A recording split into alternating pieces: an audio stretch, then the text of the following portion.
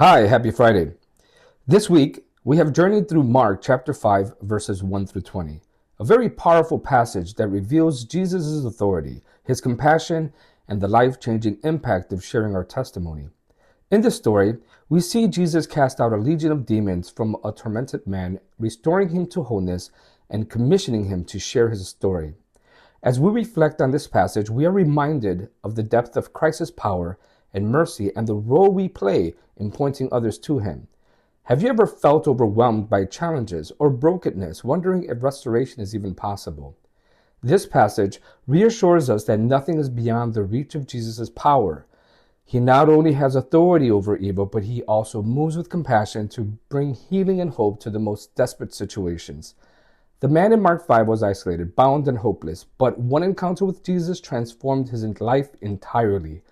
That same Jesus is at work in our lives today, offering restoration and purpose. Throughout the week, we learned key lessons from this passage. We began by meditating on Jesus' authority, reflecting on how he can overcome any force that opposes his will. We studied his compassion, seeing how he meets us in our brokenness and restores us to wholeness.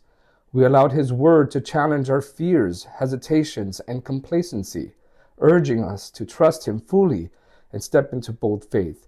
We examined how his truth corrects our apathy and calls us to live as witnesses for his glory. And finally, we committed to applying these lessons by trusting in his power, showing his love, and sharing our testimonies with those around us. This story also highlights the power of personal testimony. After being healed, the man was sent back to his community to declare what Jesus had done for him. His obedience reminds us that our stories matter. Each of us has a unique testimony of God's mercy and grace, and when we share it, we point others to his transforming power. Whether we realize it or not, our testimonies can be a beacon of hope to those who are searching for healing and redemption.